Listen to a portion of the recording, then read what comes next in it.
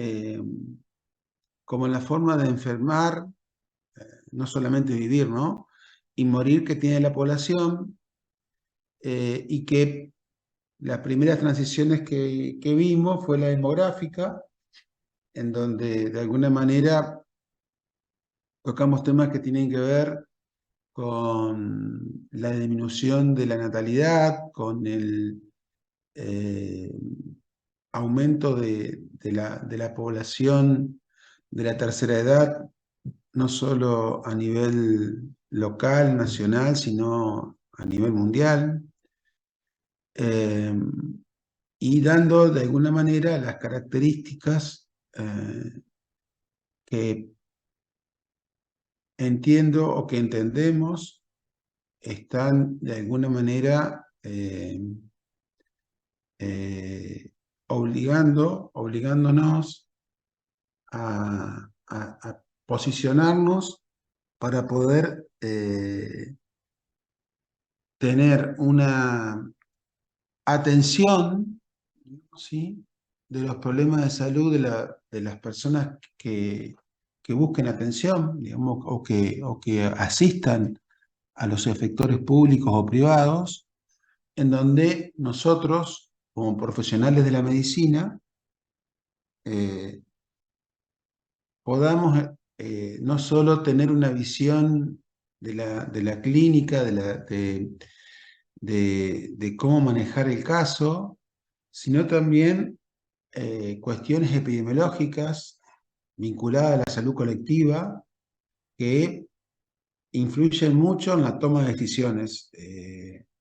Influyen muchísimo porque de alguna manera hasta nos pueden condicionar eh, desde el punto de vista de lo que tiene que ver con lo que nosotros podamos hacer frente a una realidad concreta que se pueda presentar en una guardia, en un consultorio, en la calle o en el domicilio de una persona, etc.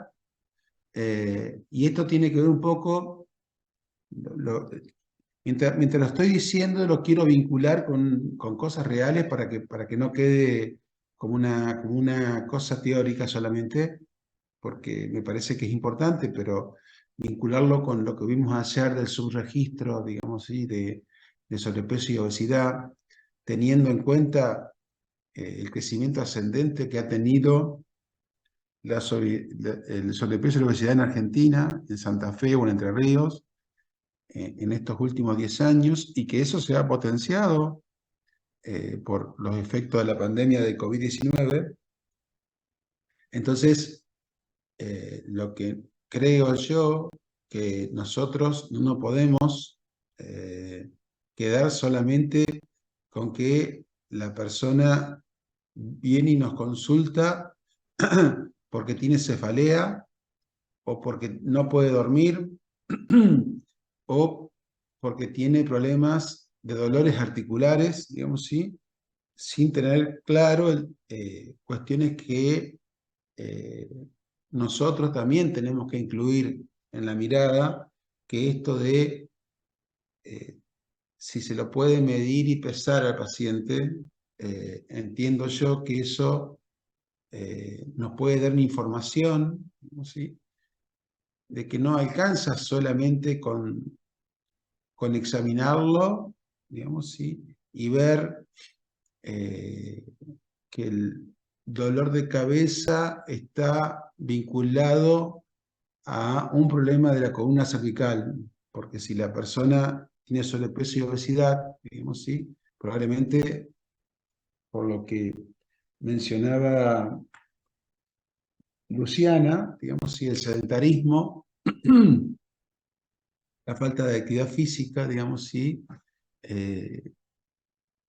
hace que esa persona o esas personas que atendemos tengan determinada sintomatología en donde no es solo, como lo hablábamos ayer en las anteriores clases, no es solamente hablar con la persona, sino también saber escuchar y ver cuál es el interés que tiene de de poder aceptar, por un lado, que tiene que cambiar algunos hábitos, algunas costumbres, y eso no es una tarea, eh, no es una tarea tan sencilla, digamos, ¿sí?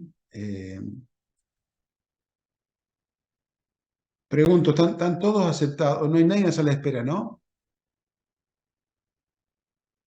No, profe. Bien. Si hay alguien en espera, me avisan, por favor. Entonces, siguiendo con esto de lo que estamos hablando, digamos, ¿sí? De la transición en salud y de la transición demográfica y epidemiológica que habíamos hablado ayer, que lo epidemiológico tenía que ver con las diferentes perfiles de presentación de problemas de salud y que lo evidenciamos con esto de la pandemia, en donde ustedes mismos deben haber escuchado muchísimas veces a profesionales decirle que durante el año 2020-2021, que estaba todo cerrado, solo se atendía COVID, y como que lo demás no existía. Entonces, ahí podemos eh, razonar, digamos, y reflexionar sobre el tema de la lógica de lo que tiene este tipo de problemas, en donde vemos cómo eso ha provocado durante estos últimos tiempos un aumento de consulta, de internación y de muerte también, de, de enfermedades crónicas no transmisibles, pero también de enfermedades transmisibles, a raíz de que esa pandemia del coronavirus SARS-CoV-2 provocó un colapso sanitario en la mayoría, en casi todos los países del mundo, y que estamos ahora, de alguna manera, asistiendo a ese tipo de situaciones que acabo de mencionar. Eh, entonces, la otra transición, digamos, sí, sanitarias, es el patrón alimentario, que tiene que ver con lo que hablábamos un poco ayer, digamos, sí, eh, de esta tendencia creciente de obesidad y sobrepeso que ha habido en nuestro país en estos últimos años, eh, y que eso a su vez se ve reflejado no solo de los cambios de hábitos de alimentación, sino que las, las mujeres incorporadas al mercado de trabajo, como la alimentación fuera de casa, digamos, con altos contenidos grasos, etcétera. Todo esto, de alguna manera, condiciona para que eh, en las consultas del sector público y privado veamos un aumento como ustedes lo deben haber escuchado en más de una oportunidad, no solo de hipertensión, de diabetes, sino de otros problemas tan frecuentes como pueden ser las migrañas, la cefalea, los problemas que producen el estrés mismo de situaciones eh, sociales, económicas, a la cual está expuesta nuestra población, eh, que provoca justamente la consulta para poder ser atendido por esos síntomas que están relacionados con lo que dije anteriormente, con el dolor de cabeza y, y que no necesariamente es la causa desencadenante de eso, ¿no? Eh, y siguiendo con este tema de lo que estábamos hablando anteriormente, ¿se acuerdan que ayer habíamos dicho que según las encuestas nacionales de factores de riesgos y otras encuestas de sociedades científicas, nos marcan, digamos que, por ejemplo, por eso decía lo de ayer, que alrededor de 7 de cada 10 argentinos tienen sobrepeso o obesidad. Bueno, en esa misma tendencia vemos que 1 de cada 10 argentinos de 18 años o más puede tener diabetes y 4 de cada 10 personas que la padecen desconocen su condición. La prevalencia de diabetes aumentó de 9,8 según la tercera encuesta nacional de factores de riesgo realizada en el 2013 y publicada en el 2014, a 12,7 la que se hizo en el 2018, a finales del 2018 y se publicó en el 2019. Y vemos claramente, digamos, donde ustedes pueden ver los datos ahí abajo, cómo esos valores fueron de alguna manera repercutiendo en que esa tendencia al de mejoramiento del tratamiento farmacológico, no farmacológico, o de ambos tratamientos, debido justamente a la tendencia creciente de aumento de casos de obesidad, sobrepeso, de diabetes, digamos, produce justamente que haya que utilizar mayores recursos para atender esa demanda y a su vez que nosotros, como profesionales médicos, como profesionales de la salud, tengamos que estar concientizados de que podemos, a partir de las situaciones que nos tocan, intentar ver cómo se puede resolver ese problema. Y no es fácil, ¿no?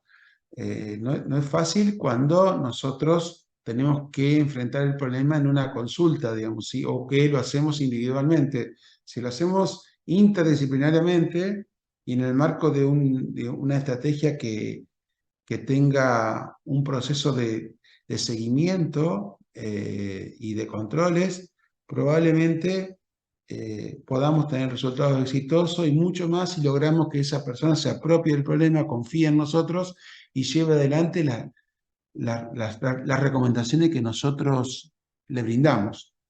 Dentro de las otras transiciones que tenemos que ver son las transiciones tecnológicas, en donde vemos cómo en estos años de este nuevo siglo, sobre todo, ha habido y sigue existiendo y seguimos observando grandes avances tecnológicos, científicos, que hablan de la medicina del futuro, de la biodroga, de la robótica, de los nanodispositivos, de las vacunas terapéuticas personalizadas o de los tratamientos personalizados, de la genómica médica, en donde, claro, vemos un mundo dividido, en donde probablemente haya lugares del mundo donde tengan mayor cantidad de posibilidad de acceso a todo eso, y otros lugares que lamentablemente eh, no pueden tener el mismo acceso que los países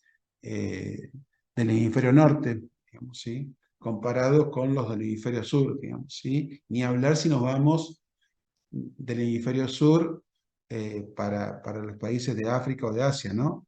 Y que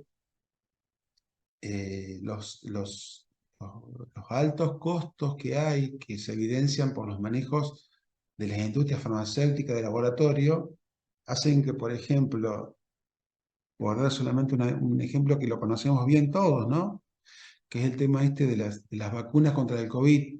Fíjense que pasó más de un año hasta la liberación de las patentes, digamos, por presiones de distintas instituciones para que esas vacunas puedan estar accesibles a países de ingresos muy bajos.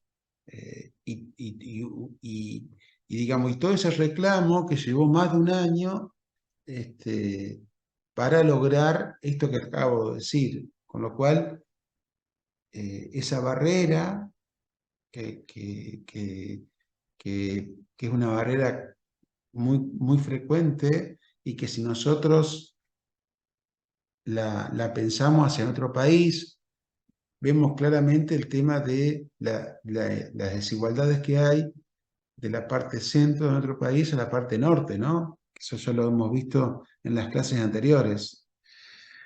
Y en el círculo virtuoso de la innovación, digamos, sí, en donde las políticas públicas tienen un rol importante a partir del conocimiento, del desarrollo tecnológico, de la investigación tecnológica, ya sea investigación tecnológica básica o aplicada, o sea, en la comunidad.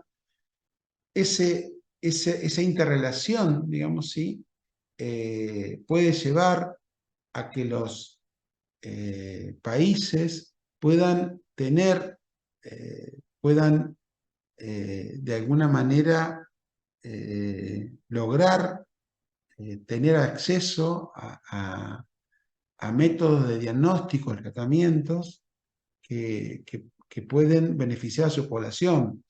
Pero bueno, para eso los organismos internacionales como la OPS y los gobiernos de cada uno de los países, más las sociedades científicas, y en eso yo involucro a las facultades, a las universidades, digamos, que puedan articular acciones que permitan que nuestras familias, las personas que viven en nuestro país, puedan tener mayor acceso, digamos, ¿sí?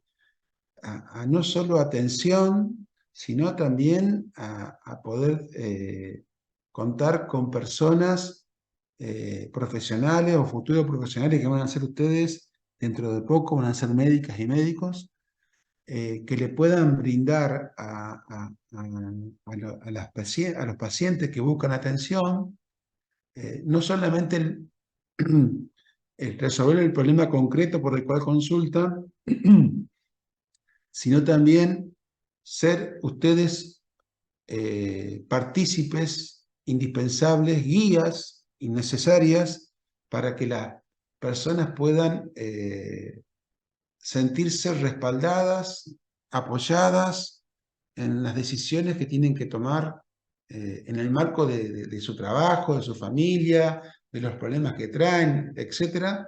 Y que eso básicamente es un círculo en donde está bueno que eso funcione en forma armónica, de tal manera de que no sea solo, digamos, atender la consulta por el problema concreto, sino tener una visión más integradora eh, de los problemas de salud que nosotros enfrentamos y no quedarnos, reitero, con responder a las consultas más frecuentes. ¿Por qué? Porque si nosotros registramos en nuestra computadora o en donde sea las consultas que tenemos todos los días, digamos, ¿sí?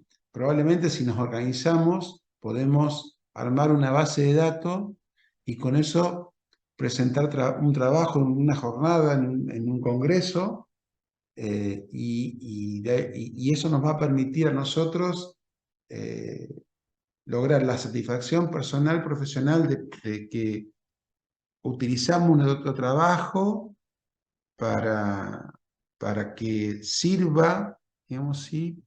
de intercambio de información, de actualización y también a los fines de nuestra formación profesional. Entonces, en este círculo virtuoso de la innovación,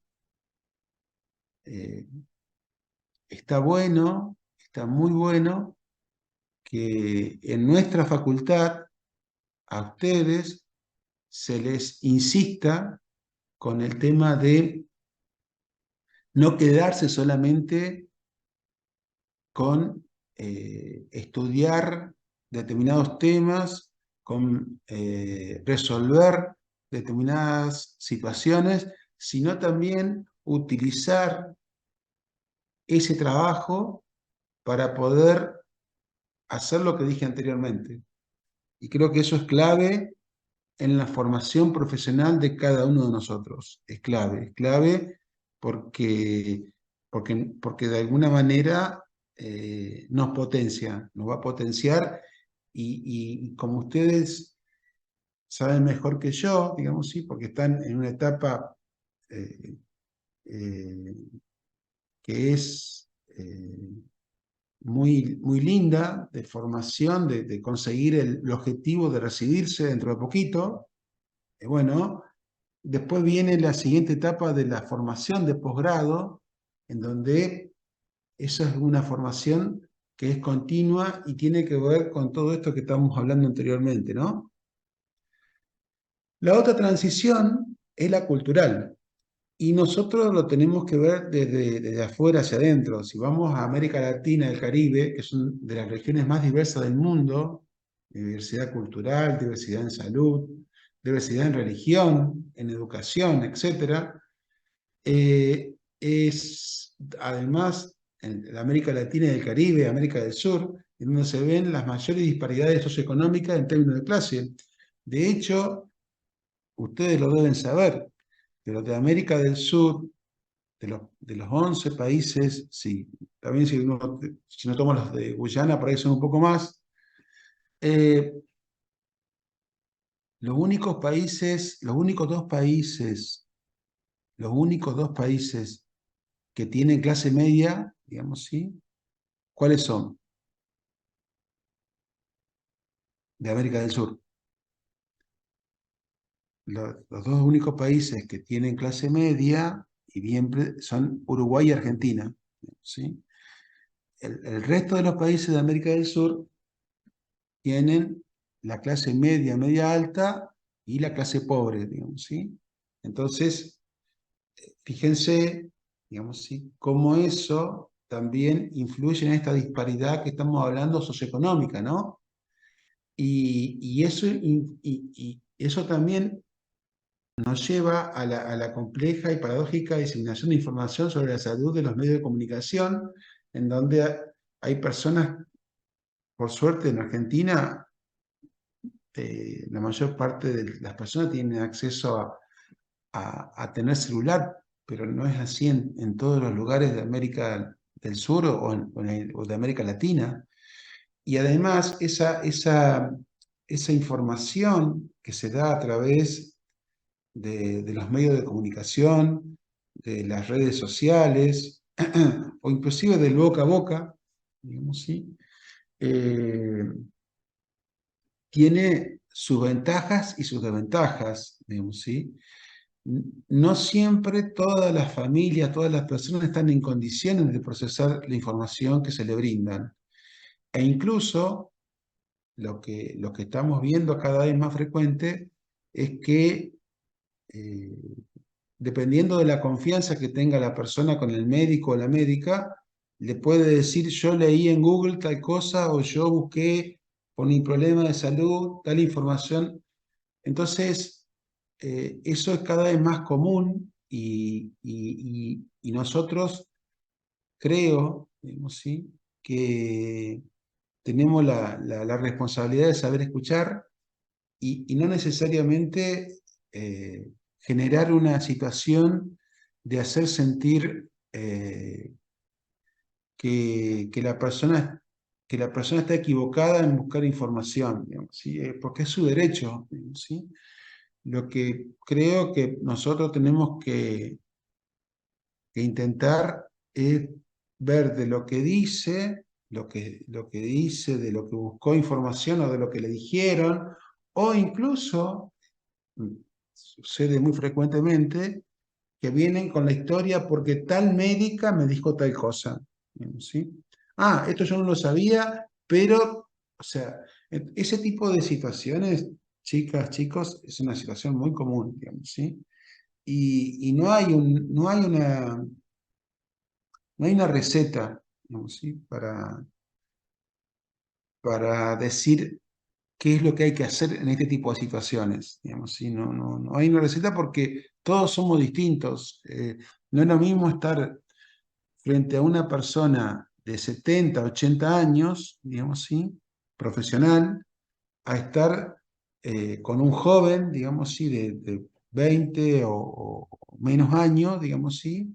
Eh, en donde probablemente las características de la conversación y lo que la persona va a plantear, digamos, ¿sí?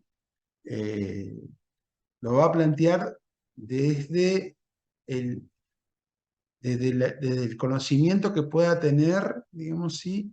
Y desde el lugar donde le toca vivir. Entonces, esas cosas entiendo yo que también son importantes a la hora de saber escuchar y a partir de ahí tomar la decisión correcta, digamos, ¿sí? Si uno toma la decisión correcta, en este caso, ¿cuál es la decisión correcta?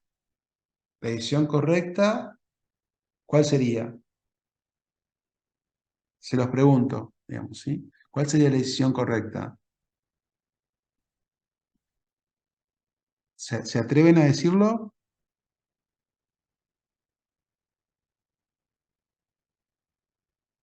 Bueno, parece que Pero con decisión, respecto a qué, profe, o sea, decisión la correcta con decisión respecto. correcta con respecto a lo que estamos hablando, de que una persona, digamos, sí, independientemente de la edad, del sexo, plantee que, que no, que no va a hacer tal cosa o que hace tal otra cosa por lo que escuchó, por lo que le dijeron. Entonces, ¿cuál sería la decisión correcta de nosotros como futuros médicos y médicas? ¿Qué se les ocurre?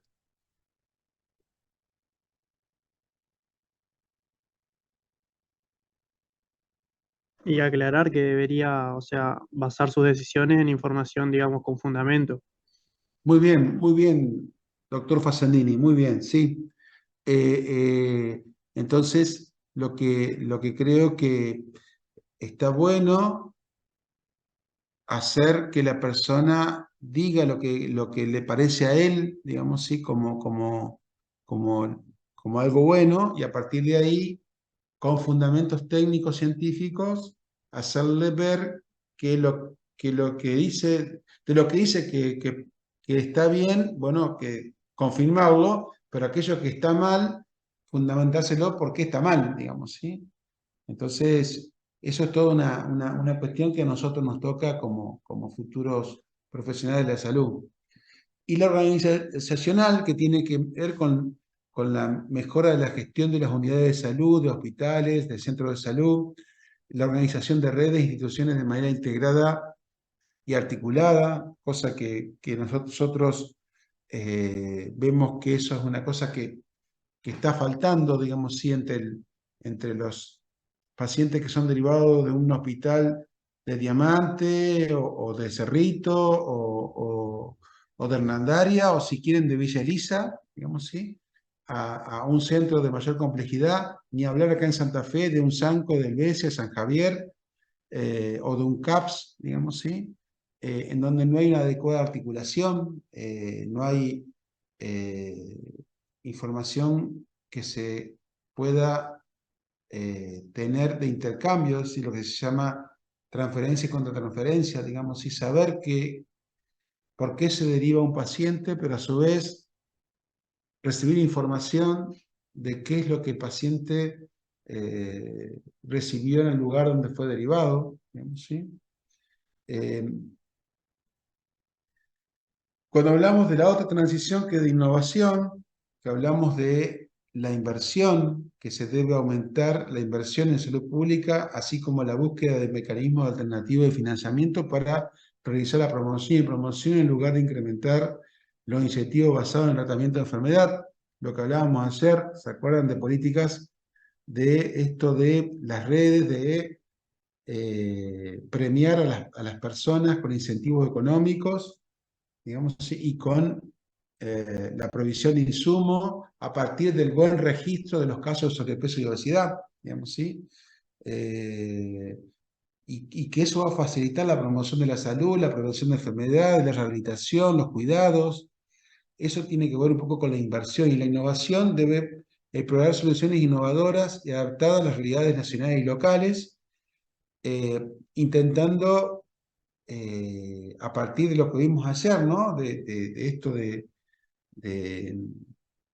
de cómo manejar ese tipo de casos de obesidad y sobrepeso, en donde probablemente podemos ver a aquellas personas que trabajan mañana y tarde o que tienen mucha demanda laboral y que no tienen demasiado tiempo para poder hacer actividad física, por ejemplo. Bueno, buscar la manera de llegar a acuerdos con esas personas y ver, digamos, si tiene una bicicleta, si le gusta andar en bicicleta, en fin, o si puede tener una bicicleta fija en la casa, o bueno, tratar de decirle que de alguna manera que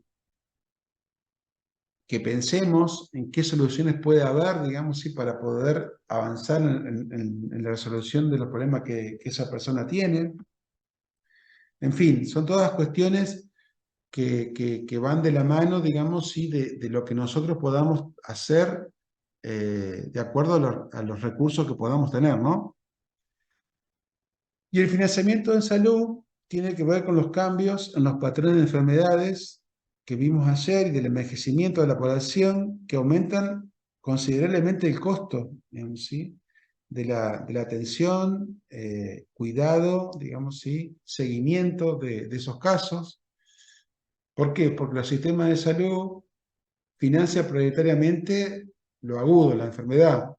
eh, y que eso, por supuesto, va a generar que las personas no, no aborden el problema por el cual ese problema de salud sigue estando, digamos, ¿sí?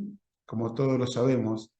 Entonces, un mecanismo que con el tiempo se hace insostenible, digamos, ¿sí? Este tema de brindar la atención basado en patología y no en la persona, digamos, ¿sí? Eh, la persistencia de los sistemas actuales de salud incrementará la brecha entre los recursos disponibles. Por eso, este tema de las redes integradas, que ya lo vamos a ver, digamos, ¿sí? Intentan acercar no solamente a los profesionales de la salud, médicos, kinesiólogos, fonoaudiólogos, nutricionistas, etcétera, sino los recursos, digamos, ¿sí? que se tengan para que estén más accesibles a la comunidad. Y en esto es un poco lo que desde la Organización Mundial de la Salud, desde la Organización Panamericana de la Salud, están tratando de llevar adelante el programa en redes, que la red en salud es un componente del modelo de atención que organiza los servicios de salud de forma que provean cuidados continuos y progresivos a los pacientes, una red integrada a los servicios de salud, presta y hace arreglo para prestar servicios equitativos e integrales a la población definida, que está dispuesta a rendir cuentas por resultados clínicos y económicos por el estado de salud a la población a la cual sirve. Las redes integradas de servicios de salud basadas en la APS son la solución más prometedora para intentar atender las demandas y las necesidades de la población y abordar los problemas más frecuentes, ofreciendo una mayor eficiencia, calidad y equidad que enfrentan los sistemas de salud de los distintos países.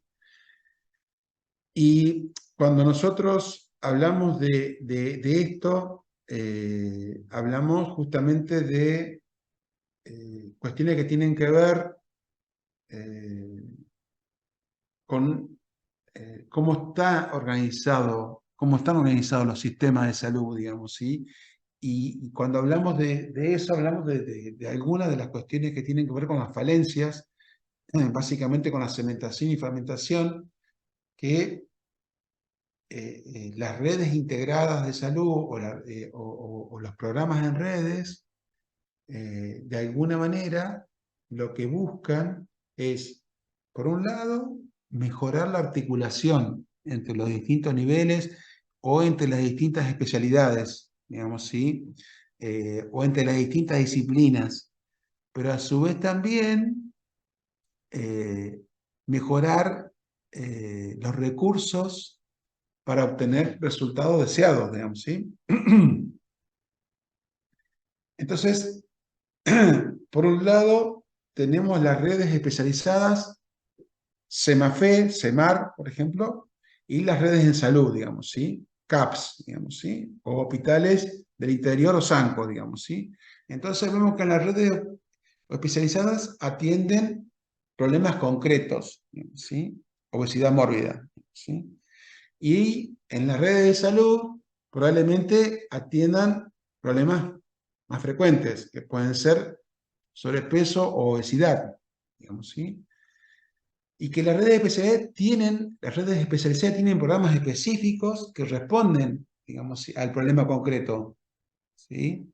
Y que a su vez tienen el equipo especializado para resolver ese problema. Por eso di el ejemplo de la obesidad mórbida del SEMAFE. Y las redes de salud es la puerta de entrada al sistema de salud, es decir, es lo que está más cercano a la población, a la familia.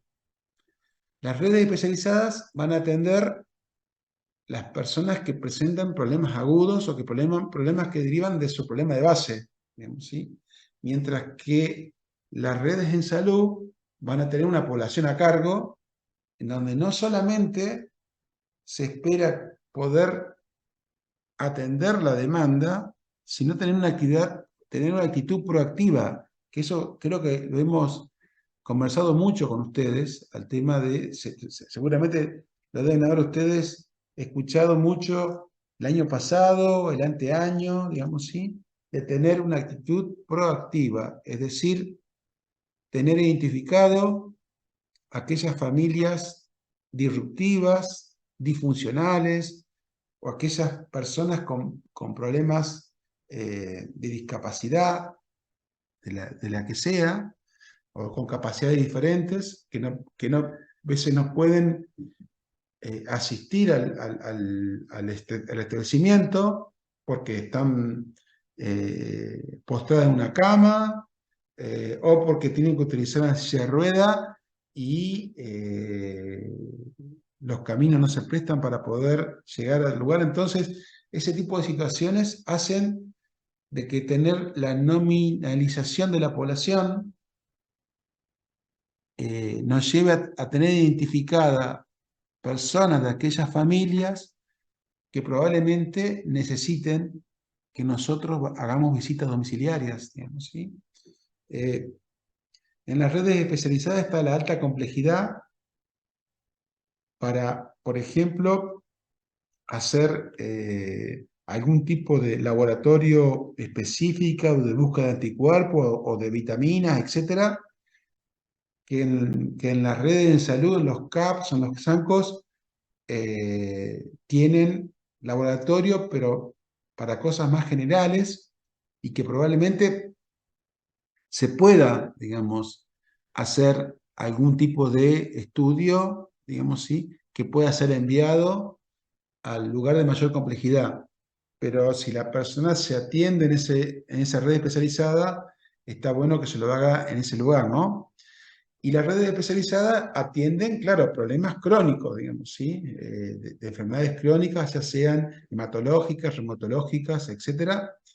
Y las redes de salud atienden los problemas más frecuentes, del 80 al 90%, y es una articulación entre el primer y el segundo nivel, en donde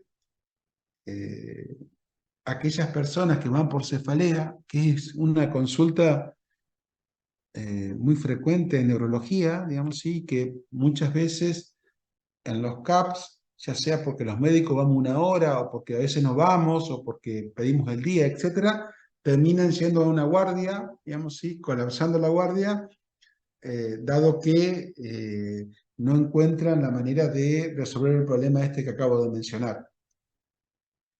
Entonces, se debería avanzar por el camino de que tenga mayores fortalezas y oportunidades, es decir, que son complementarias las redes especializadas y las redes integradas en el servicio de salud, y que tienen que entender a una integralidad, generar externalidades de unidades de organización hacia otras redes que contribuyen esto que estamos mencionando, a disminuir la fragmentación y segmentación del sistema de salud, y sobre todo, y lo más importante, mejorar la accesibilidad al sistema de salud y disminuir la inequidad de la misma, ¿no? Dentro de los objetivos de desarrollo del milenio, ya estamos terminando, chicos, ¿eh? Eh, es una, son el corazón de la agenda para el año 2030 y muestran una mirada integral, indivisible y una colaboración internacional renovada. En conjunto construye una visión del futuro que queremos, digamos, ¿sí? Eh, Dentro de estos objetivos de desarrollo sostenibles, tenemos los que apuntan a la vida de las personas mayores, que son del 1 al 8, o el 7, el 11 y el 12, el 16, que son los entornos de seguro accesible e inclusivo, y el 10 y el 17, que dan cuenta de asuntos institucionales y producción de información. Y cuando nos enfocamos con el objetivo de desarrollo 1, que define la pobreza, que se está, ayer un poco lo conversamos, ¿no? Buscando para el 2030 reducir a menos a la mitad la proporción de hombres y mujeres de todas las edades que viven en la marginación, en la pobreza, poner en práctica a nivel nacional sistemas y medidas apropiadas de protección de salud para todos, en el Objetivo de Desarrollo Sostenible 3, que es el salud y bienestar, que lograr la cobertura de acceso universal para todos, digamos, ¿sí? Sin distinción de raza o de religión, digamos, o de etnia, y igualdad de género, en donde se busca reconocer los derechos de las mujeres, sobre todo, y en este caso concreto hay muchos países de América Latina que el trabajo doméstico no es ni siquiera tenido en cuenta. Entonces, ni hablar de la violencia, ¿no? De la violencia que existe en distintos países de América Latina. Y dentro de los objetivos que tiene de desarrollo milenio de la Convención Interamericana sobre la Protección del Derecho Humano y la Organización Mundial de la Salud, en donde, por un lado, tenemos el objetivo 3 del desarrollo del milenio, que ya lo dijimos, digamos, ¿sí? La OMS propone que el envejecimiento saludable como un proceso que fomenta la capacidad funcional, entendida como la salud que permite de alguna manera tener mayor posibilidad de acceso para las personas que están transitando ese grupo etario, ¿no? Y en ese marco, la Convención Interamericana, en su artículo 19 de Derecho a la Salud, la persona mayor tiene derecho a la salud física y mental sin ningún tipo de discriminación. Entonces, fíjense cómo de alguna manera venimos vinculando, relacionando los temas desde la unidad 1 a esta, en donde justamente la transición demográfica va de alguna manera relacionado con los modelos de atención que podamos tener y con los sistemas de salud que que deben estar preparados, digamos así, para este crecimiento digamos, que se espera para el 2030, pero mucho más para el 2050. Y en el Objetivo de Desarrollo del Milenio del 16, que es paz, justicia e instituciones sólidas, este objetivo tiene que ver con el tema de dejar atrás aquellos procesos que hacen a que distintos problemas que puedan tener las familias y las comunidades de nuestro país y de otros países eh, tengan la visibilidad necesaria, digamos, ¿sí? para, para tratar de dar respuesta. Una de las cosas que hemos hablado con ustedes es el tema de las inmigraciones que hay, digamos, ¿sí? De América del Sur, probablemente Argentina debe ser el país que más gente recibe, digamos, ¿sí? De otros países. Pero también sabemos de las miles y miles de personas que constantemente viajan hacia el norte de América, ¿no? Bueno, eso genera conflictos, genera violencia y todo eso deriva, por supuesto, en todo tipo de situaciones de desigualdad, de injusticia, etcétera, que ustedes me dirán, ¿y nosotros como médicas y médicos qué podemos hacer? Bueno, si a ustedes, por ejemplo, trabajando en un sector público o privado de acá de Santa Fe o de Entre Ríos, reciben a un boliviano, a un peruano o a un paraguayo, o si trabajan en el sur, a un chileno, digamos, ¿sí? Bueno, nosotros tenemos la responsabilidad, ¿sí? de brindar una atención igual que si fuera una persona de nuestro país. Pero más allá de eso, también tener en cuenta las cuestiones que tienen que ver con la epidemiología y la salud colectiva. Y ahí es donde creo que, que es muy importante que las personas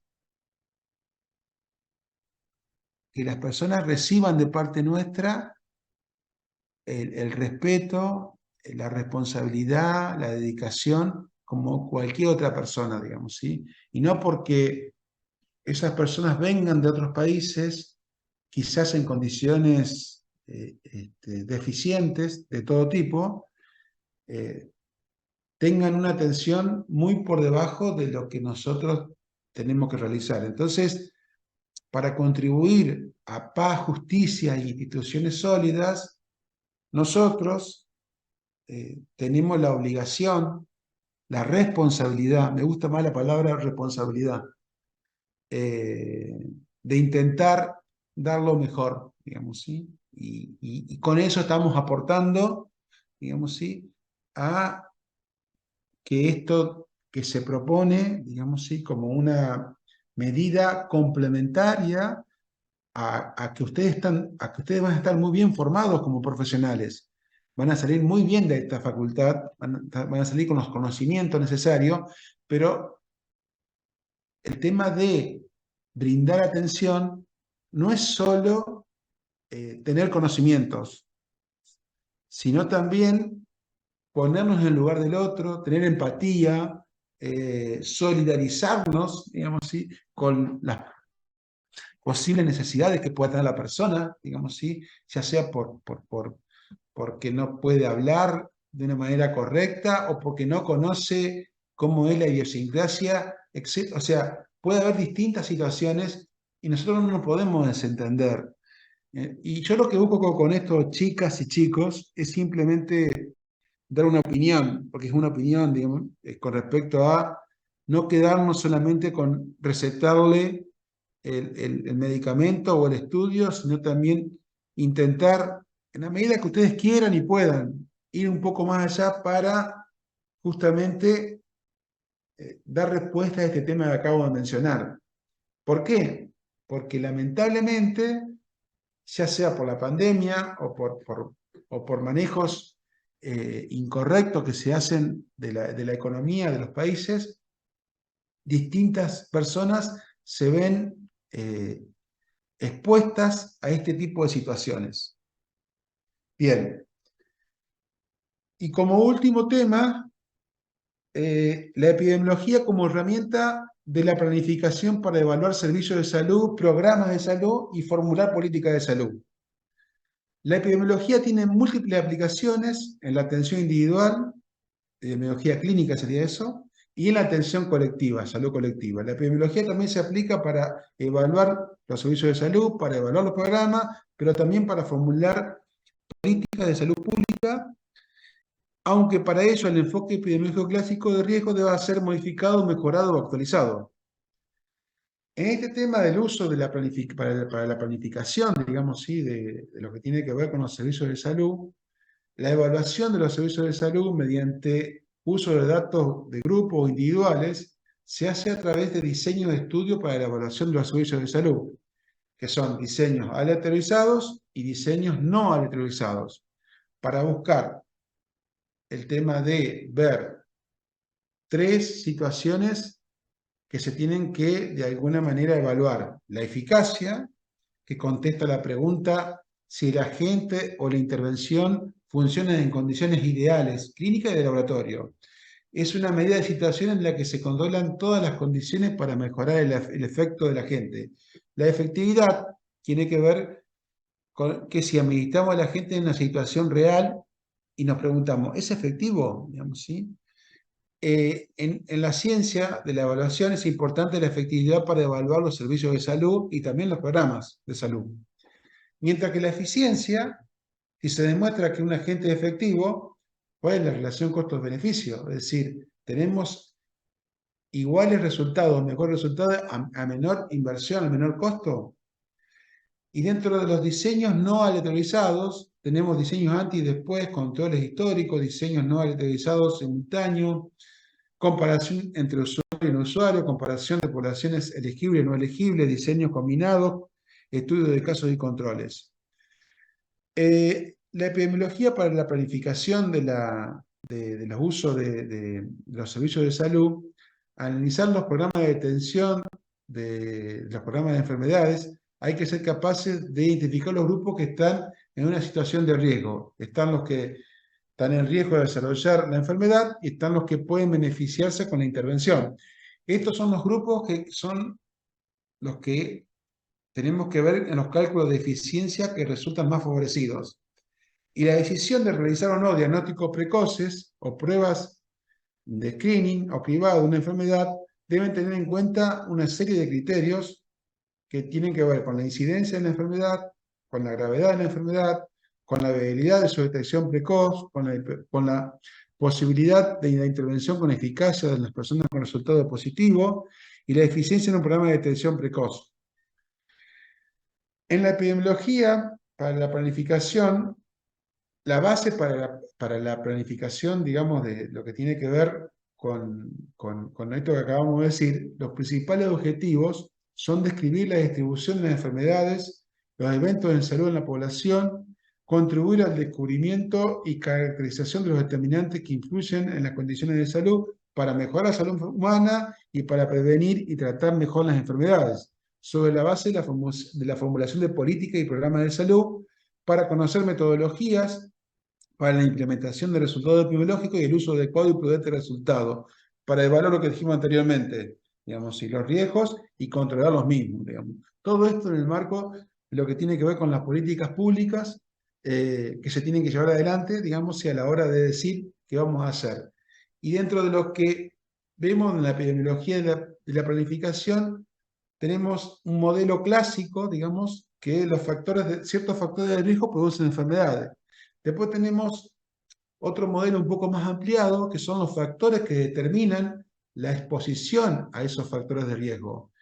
Y otro modelo un poco más ampliado, digamos, ¿sí?, en donde se incluyen factores ambientales y sociales que influyen en la susceptibilidad o la vulnerabilidad y los factores genéticos que influyen en la susceptibilidad y la vulnerabilidad. Y dentro de la epidemiología podemos ver que tiene distintos tipos de usos, digamos, ¿sí? Desde la identificación de la historia natural de la enfermedad, la descripción de distribución, frecuencia y tendencia, hasta la identificación de magnitud, de tendencia y vulnerabilidad de la forma de control de problemas de salud, más la evaluación de eficacias y efectividad con diseño y ejecución de los programas de salud. Es decir, que el principal objetivo de la epidemiología es desarrollar el conocimiento de aplicación a nivel poblacional y por esta razón es considerada una de las ciencias básicas de la salud pública. Y cerrando esto, digamos así, como tema importante, dentro de la clasificación de los diseños de estudios de investigación, podemos clasificar a los tipos de estudios de acuerdo a la asignación de la exposición, al número de asignaciones de individuos, al criterio de selección de población en estudio, a la temporalidad y a la unidad de análisis. Y eso los podemos dividir en ensayos aleatorizados, digamos, ¿sí?, o estudios experimentales, pseudoexperimentales y estudios observacionales o no experimentales, o ensayos no aleatorizados, que son los estudios de corte, los estudios de casos y controles, los estudios de corte transversal y los estudios ecológicos o de conglomerados, digamos, ¿sí? Los estudios experimentales son estudios que la asignación de la exposición se hace al azar, o sea, es aleatorio, digamos, ¿sí?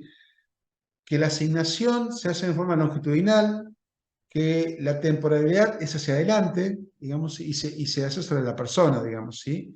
Mientras que los estudios observacionales, la asignación de la exposición queda fuera del control del investigador y que son estudios que pueden ser no solamente como los estudios experimentales prospectivos, sino también pueden ser retrospectivos o pueden tener las dos combinaciones, digamos, ¿sí? Como los estudios de corte y de casos y controles, y también el transversal que puede ser, como el ecológico, pueden tener una temporalidad prospectiva y retrospectiva. ¿Y por qué son importantes los diseños de estudios de investigación? Porque de alguna manera, como lo mencionamos al principio de la actividad, y ya para terminar, chicas y chicos, futuros colegas, nosotros, para poder no solamente mejorar nuestra formación, nuestro conocimiento, sino también para tratar de brindar herramientas a nuestra comunidad, ¿no? ¿Sí? Los diseños de trabajo de investigación sirven y mucho para la evaluación de los servicios de salud, público o privado, para la evaluación de los programas, para ver qué tan eficaz, eficiente, efectivo son los tratamientos farmacológicos o determinados métodos de diagnóstico. Entonces, esto de los diseños de trabajo de investigación es un punto clave que contribuye muchísimo a poder ahondar más nuestra formación como futuros profesionales de la salud, ¿no? Bueno, ¿hay alguna pregunta, algún comentario, algo que quieran decir? Eh, Llevamos casi una hora ya, ¿sí? Una hora porque empezamos 14:10 y son las 15:13, así que estamos bien en el horario. Entonces les quería preguntar bueno, si tienen algo para decir, algún comentario, algo que le haya quedado a ustedes como reflexión o como aporte, lo que quieran.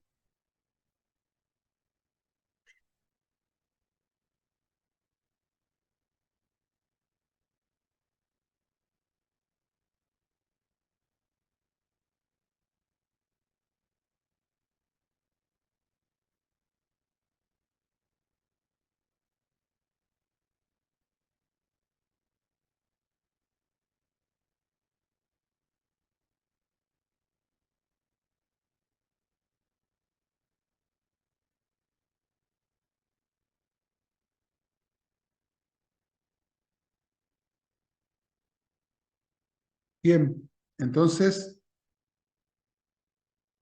eh, el lunes que viene es feriado, ¿no? Sí, profe.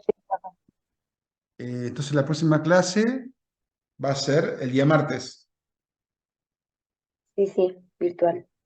virtual. Bueno, yo lo que les voy a pedir que por favor,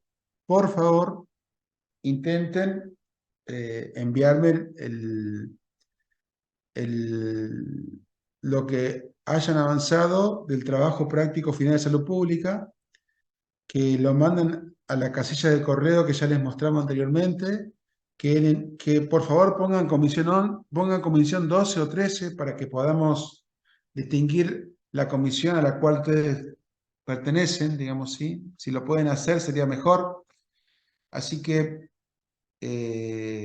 los invito a que puedan avanzar con el trabajo práctico, digamos, porque quedan 3 semanas, ¿sí? Dale, profe. Te quería Sí, sí. consultar, ¿te puede pasar el Power? Sí, sí, sí, se lo va a pasar Micaela, así que yo se lo paso a ella y ella se lo va a pasar porque tiene el correo electrónico de alguno de ustedes.